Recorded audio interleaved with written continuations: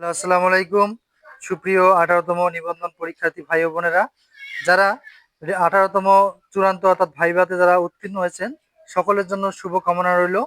এবং আপনারা জানেন যে 18তম শিক্ষক নিবন্ধনের চূড়ান্ত ফলাফল বিশ্লেষণ করলে আমরা যেটা পাই সেটা হচ্ছে মোট ভাইভা প্রার্থী ছিল কিন্তু 83,865 জন, আর অনুপস্থিত ছিল 2,656 জন। ভাইভায় উপস্থিতির সংখ্যা ছিল 81,209 জন প্রার্থী কিন্তু ভাইভা দিয়েছিল। আর উত্তীর্ণ হয়েছে 60,521 জন।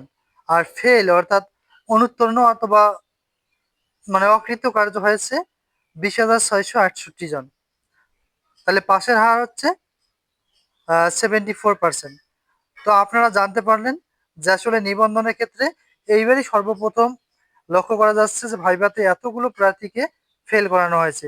এর আগে কখনো ভাইভাতে কিন্তু 80, 85, 90% প্রার্থীকে কিন্তু পাশ করানো হয়েছিল, এর কম প্রার্থীকে উত্তীর্ণ করানো হয়নি। এইবারে একটি আসলে যা আমরা লক্ষ্য করতেছি যে আসলে এনটিআরসি এর চাকরি পেতে গেলেও আপনাকে ভাইভা ভালো করতে হবে এবং রিটেনও ভালো করতে হবে। যাদের রিটেন রেজাল্ট ভালো ছিল তাদেরকেই মূলত ভাইভাতে উত্তীর্ণ করা হয়েছে বলে জানা গেছে। তো যারা 18তমতে উত্তীর্ণ হতে পারেননি তারা 19তম প্রিপারেশন নিন, এবং 19তম রিটেন ভালো হলে আশা করা যাচ্ছে আপনাদের ভাইভা ভালো হলে 19তমতে আপনারা উত্তীর্ণ হতে পারবেন।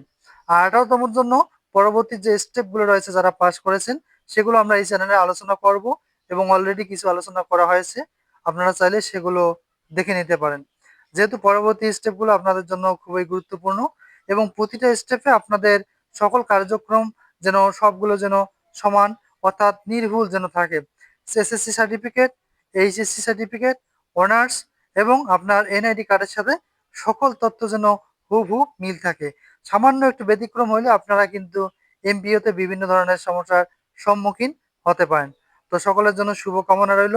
যদি আমাদের তথ্যগুলো ভালো লাগে আমাদের চ্যানেলটি সাবস্ক্রাইব করবেন। আমরা সামনে আরো গুরুত্বপূর্ণ তথ্য আপনাদের কাছে শেয়ার করব। Thank you for watching.